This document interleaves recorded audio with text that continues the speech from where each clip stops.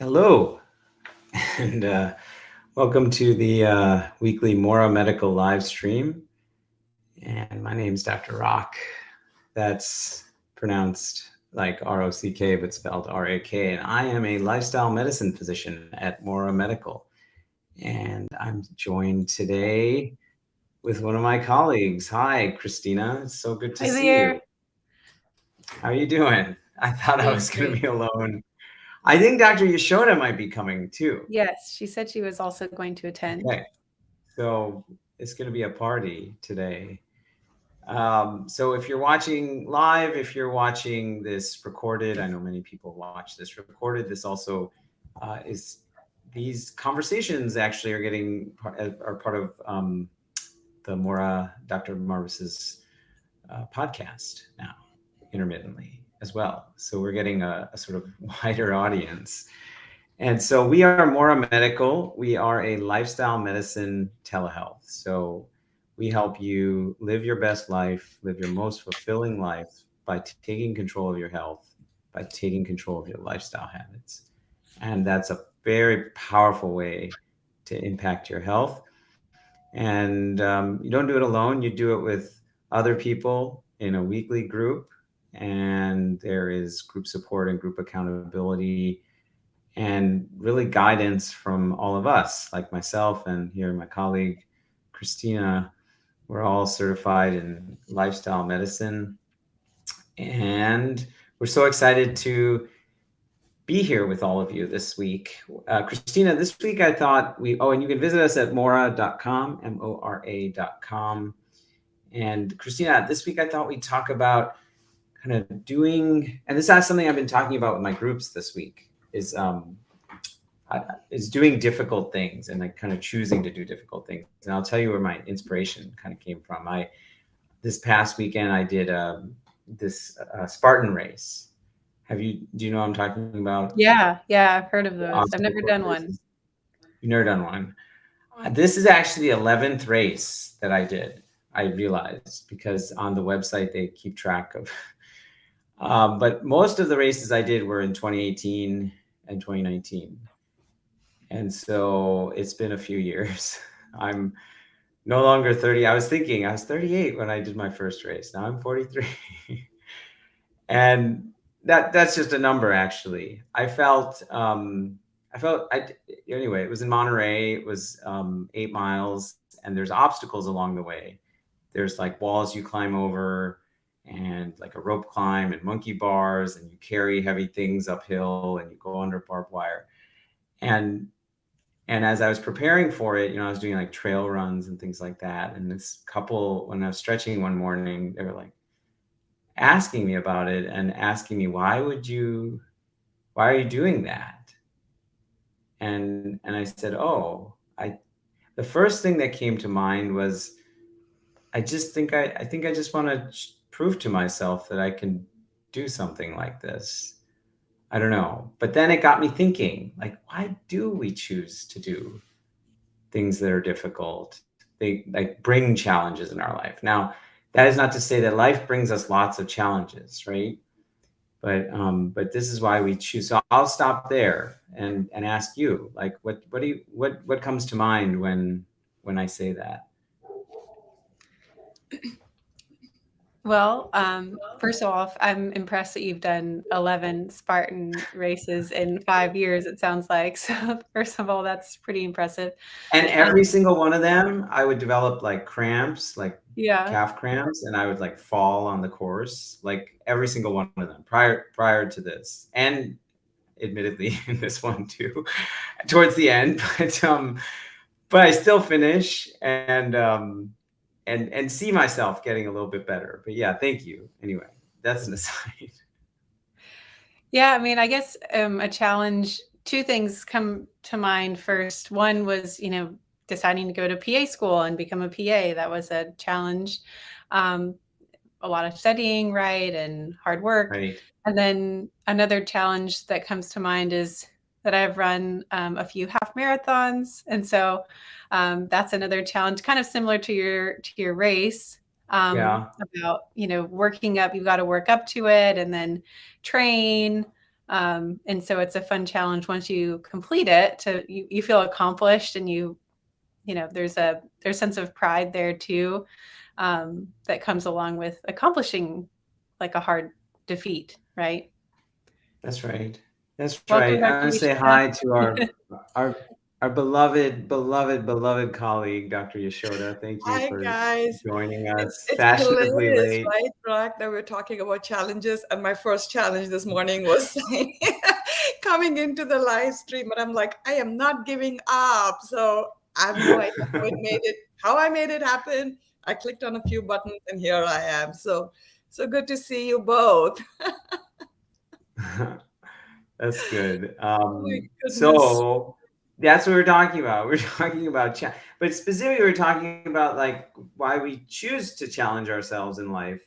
And Christina, you were mentioning, yeah, going to school. I've been asking this question in my groups this week, and two people who at least two people who said that, like choosing to go back to school, or choosing to do more school, that in the initial, when you before you do it, that's like the hardest decision point, right? Because you only have in your head what you're getting into. You don't actually know what you're getting into. So anyway, that resonated with me. You showed up. Any thoughts you have about sort of why we invite challenges into our life, and how that, the question I've been asking is like, the groups is like, can you think of a time that you invited challenge into your life and chose to do something difficult, and why, and then reflect on why that was meaningful for you. Mm-hmm. Yeah, I mean, gosh, so many examples of doing this. And I can only speak for myself personally. And I was reflecting, Rag, when you put that prompt in our group chat this morning to think about. And, you know, I just, I think it's because of the anticipation of what the results are going to be, right? So, for example, even, I mean, whether it's going to medical school or, we can think of a number of Mhm. challenges in life. For me personally, it was motivating to know that there was this result, or this gift that's waiting for me at the end of that path. And this sort of a sense of not just accomplishment but feeling alive, right? So I mean, if Mhm. I'm not constantly challenging myself, I kind of feel like, what am I doing with my life? I kind of go into that sort of Mhm. boredom slash anxiety. I'm like, it's almost like I can't imagine living my life any other way. And it makes me come alive. I mean, I think that's the best way I can describe it is, Mhm. setting challenges, accomplishing them, feeling great, when Mhm. you actually reach that result. Now, is it easy? No. And I think, in fact, I would be bored if it was easy. Mhm. I like to set challenges for myself that I know are going to be quote unquote challenging or difficult, because I don't know that I would buy in and have that same sense of joy and accomplishment and feeling alive if I said like, oh, maybe I'll just try this little thing. Yeah. But that's what's coming up for me when you Mm. ask that question. So Yeah. Yeah. Well, in hearing that, it sounds like it it resonates with me as like it creates this deep sense of purpose in your life too. Like you have so much more meaning. You derive so much meaning from the challenge. yeah, absolutely. Absolutely. Yeah, you're right. It is tied in with meaning and purpose. Um, Mm. and I don't know which comes first. I don't know, Christina, do you think we're built that way? And then, right, like we're already Oh. wired to look for those challenges. And then when we do them, it's like rinse and repeat. Once you do them and you accomplish it, and sometimes we don't necessarily hit the goals, but it's the process, I think, makes us grow and makes us feel like we're, in a way, Rack, I think for me, it's how do I wake up every day and be a better version of myself than I was the day before? I think that's part of it too. Like having that sense of self worth and, yeah, just wanting to be a better version of Mm. myself. rather Mm. than externally comparing, like, oh, so and Mm. so has this and that and the other, and being envious or whatever, which I think is a complete waste of time and energy anyway. Why not challenge ourselves to be even better and grow Mm. every day that we are on this Mm. earth? Ooh, I love that.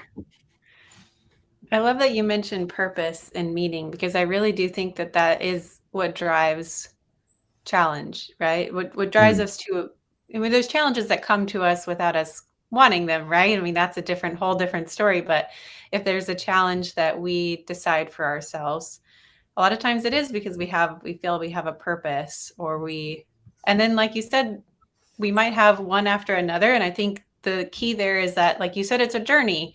We're learning Mm. from accomplishing one challenge.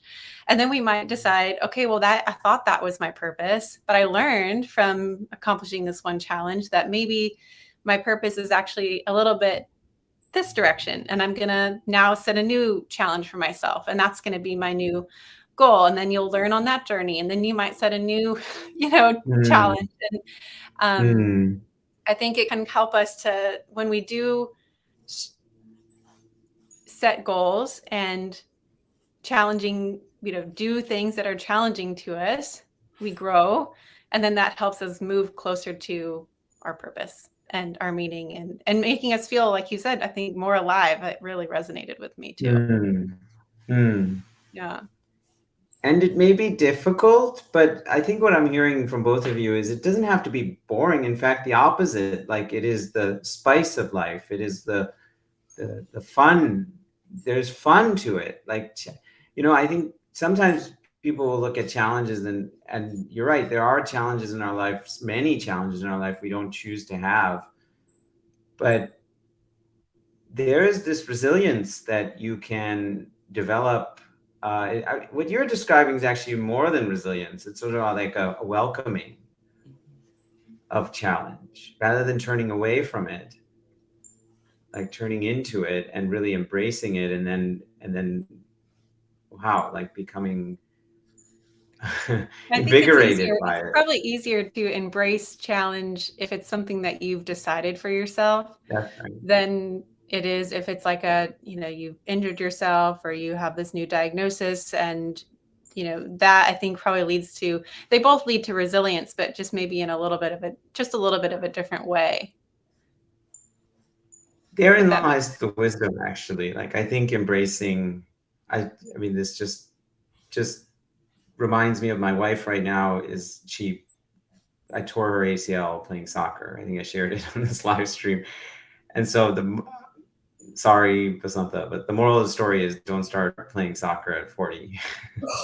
That's not, that's that. Anyway, no, that's not the moral of the story.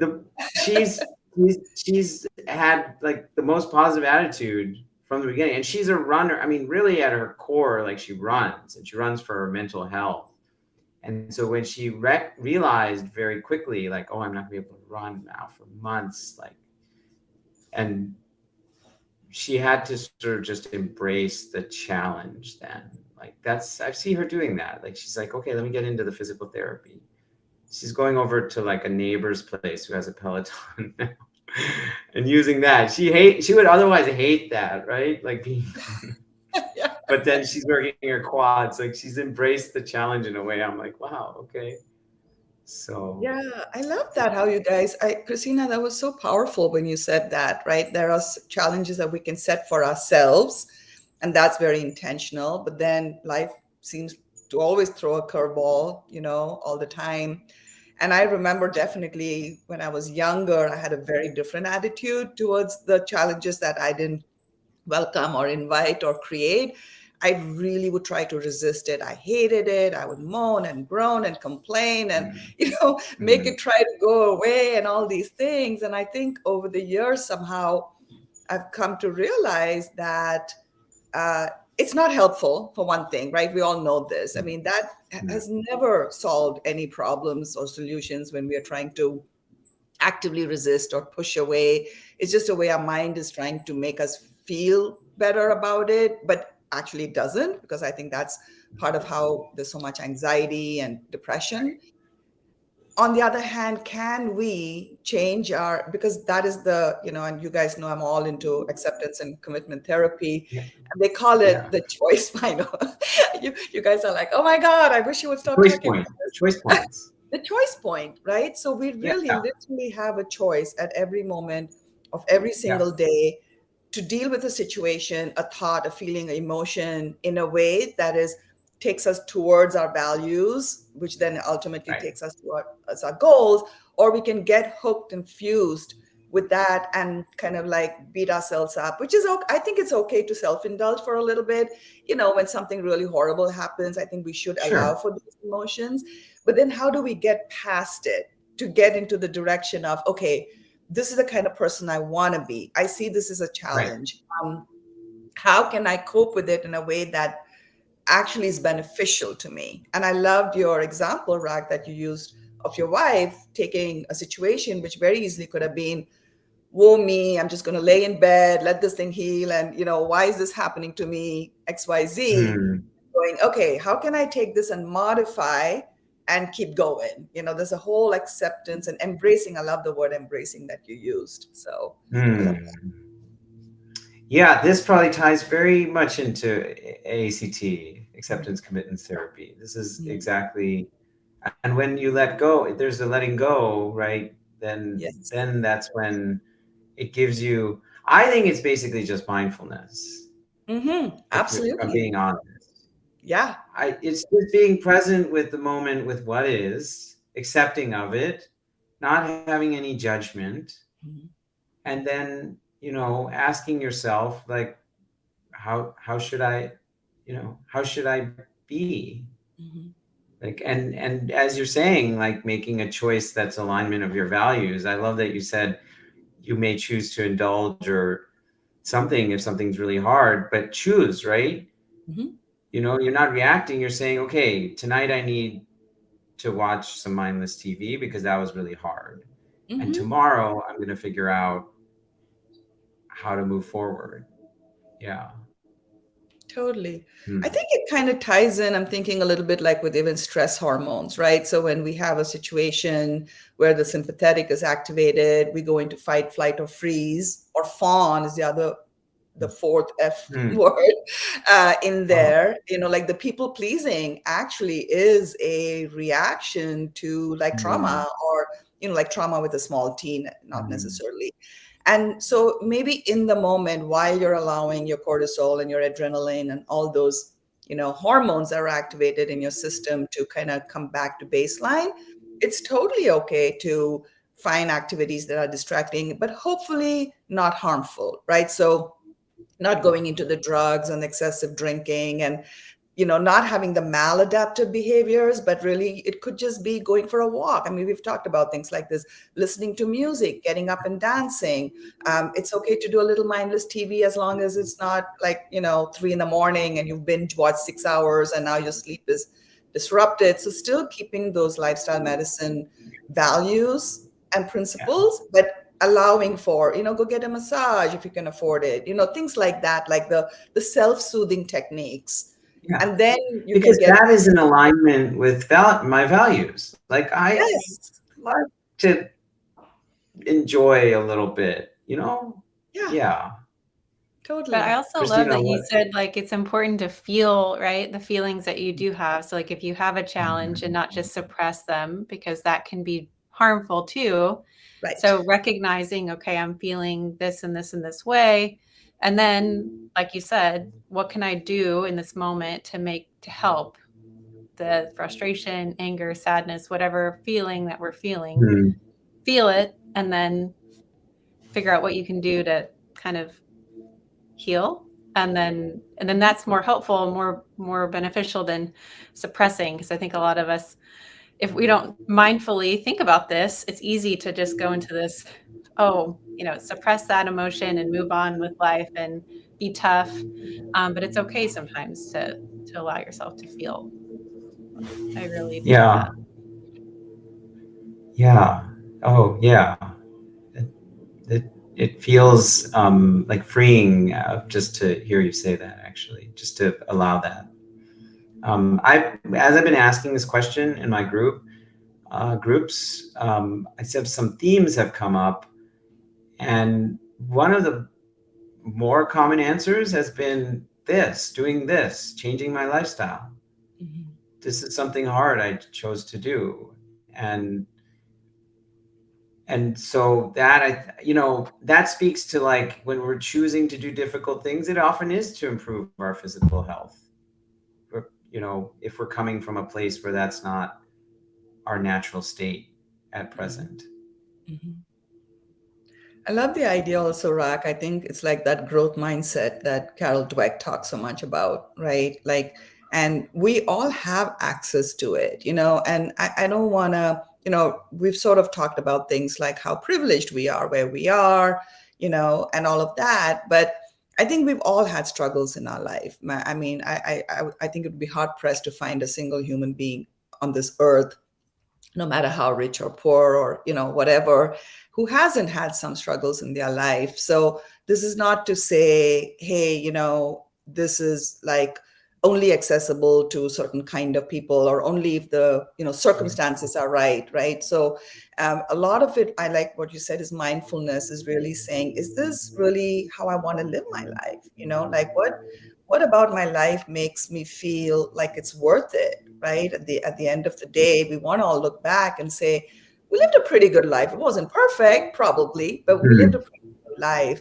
And I think that really requires that growth mindset, getting out of that comfort zone, being willing to challenge, and being willing to accept failures. We kind of haven't talked about that when we talk about challenges, right?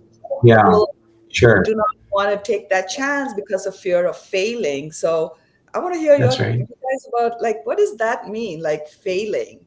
What is that? Yeah, Christina, go ahead. What do you think about failure? How do you think about failure? Yeah, that's a good. You're making me think, Dr. Yashoda. Yeah. No, I mean, failure is such a huge part to challenge, right? And so I think, kind of like what I was saying earlier, we can set a goal, set a challenge for ourselves, and learn and grow from it, right? So a lot of times we're learning and growing because of maybe a failure, or realizing maybe that goal wasn't the goal that really we were meant to find, right? But there was a different goal that really, or there's a different path for us, I should say, maybe. So you can, I think that a lot of times failure leads to even more learning than just continued success, right? If you fail, it definitely affects our memory even more. Like, we're going to remember that and not do that again, first of all. But yeah, I think it helps with that journey and redirecting our path. And when we have a failure, and then kind of recognizing when we do have a failure, that it's part of human nature. Like, we all fail at times in different ways, and recognizing you're not alone in that. Other people have failed. Everyone else in the world has failed, and you will fail again. This isn't the last time. You failed before and you're here, right? And so just, I think, recognizing too that a failure doesn't mean the end. Like, it's probably more so how you think about it, right? So you have a failure, you can choose to wallow in that failure, or you can say, you know what did I learn from this? How can I grow? How can I move forward? So that's kind of what comes up for me when it comes to challenges and failures.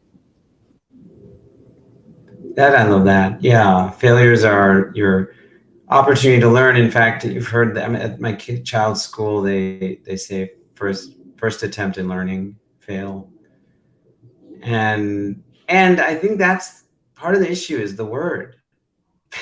Yes. It's not. It's a negative connotation. Yes. And here we are talking about, no, actually growth occurs through failure.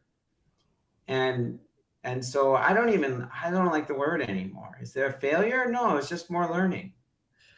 I've started using it as a word, like fail win. I've created my own word in my mind. I remember listening to this podcast many years ago, and I think it might have been Ramit Sethi, who talks a lot about how to, like, make money.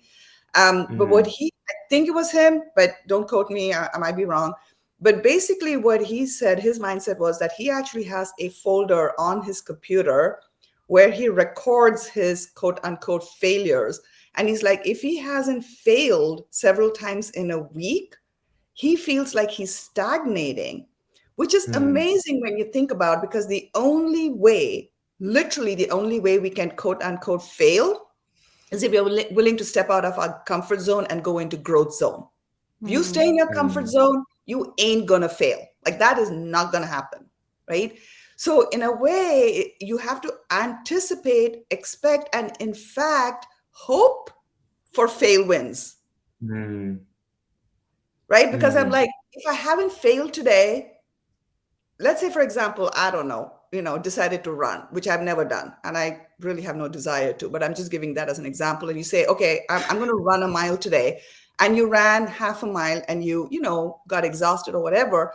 In your mind could say that you failed, right? Like, oh, you're never going to be able to do it. Or you can say, well, I've adjusted my expectations. Tomorrow I'm going to maybe not go for a mile, but maybe I'll go, a sixth of a mile or so. I mean, you can adjust, and then you're eventually going to get there. So failure is a check-in, Christina, I mean, we've seen this in our groups, patients set amazing goals for themselves, and then they come back and they're beating themselves up because, oh, XYZ, I thought I would walk 6,000 steps. I only walk 4,000. I'm like, how is that a fail?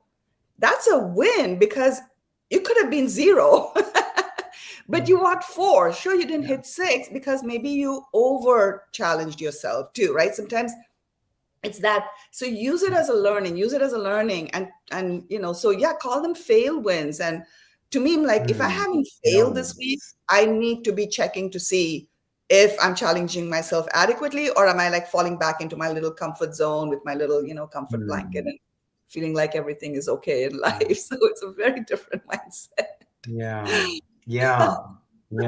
I love the idea I of like fail that. wins. Yeah. Yeah, I like that.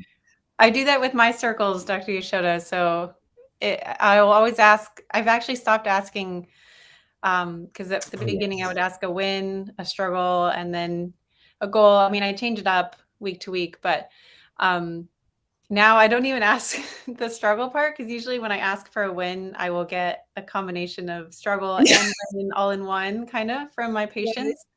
But I really like the term fail win, because so many times I hear the same thing that you said, oh, I didn't eat, or I had maybe a piece of pie on Wednesday and I was really upset about it. Okay, well, tell me about the rest of your week, and it's like, well, the rest of my week I ate salads and, whole food plant-based meals. And I was like, well, what did we learn from the experience having the pie or whatever? And usually it's, they've learned something from the experience, and then they've grown. And so, but I also wanted to say, I really love your idea of, if we don't challenge ourselves, then, if we're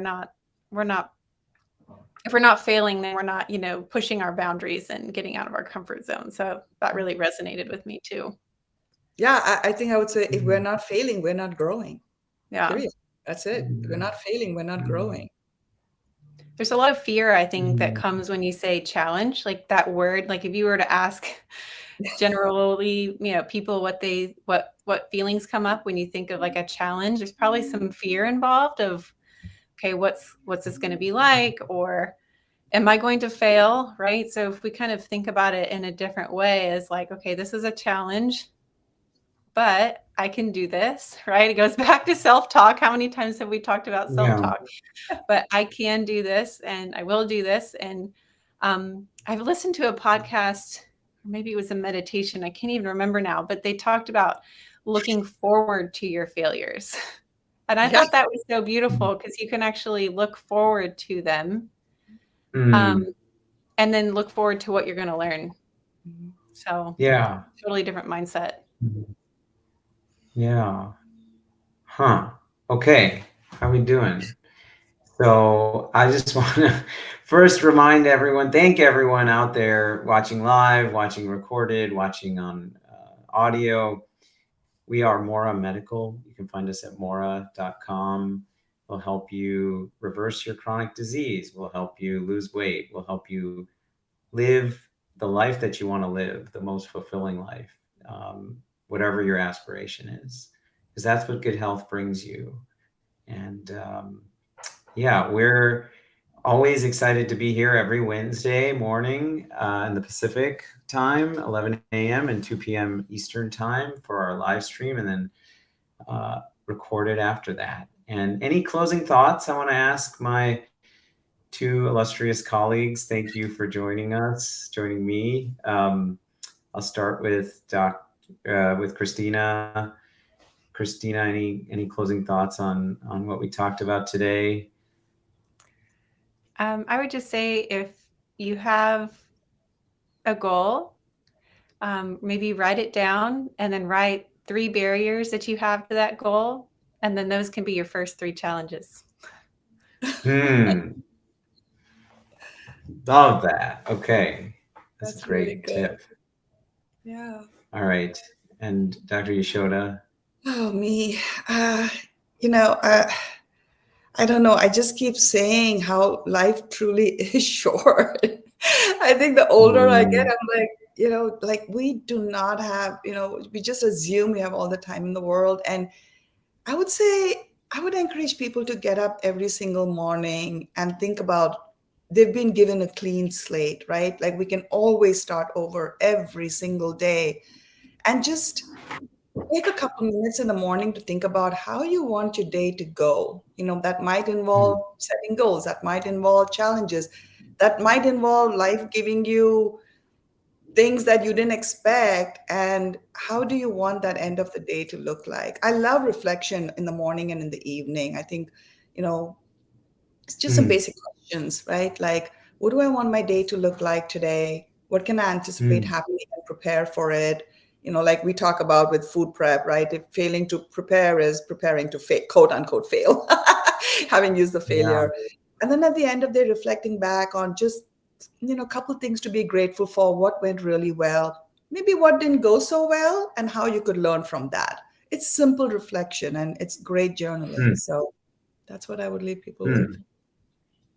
Yeah, I love that. One of the things my children and I do in the car, we ask ourselves, we ask each other, what's something you're excited about for today? You know, because they're going to school and it doesn't matter who, you know, school, work.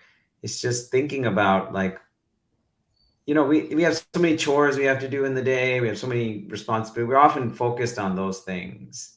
Yeah. And even those things, sometimes there's some possible excitement or joy. So I love that because it changes, you know, just like you're saying, reflection in the morning, it changes kind of your energy, and then it changes the way you experience the day, and then also the way like other people who interact with you experience the day. Absolutely. Yeah. So it's powerful. Okay, cool. Well, thank you guys. Thank you everyone again. And we'll see you back here next time. Visit us at mora.com, Mora.com. Bye-bye. Good seeing you guys. Take care. Bye.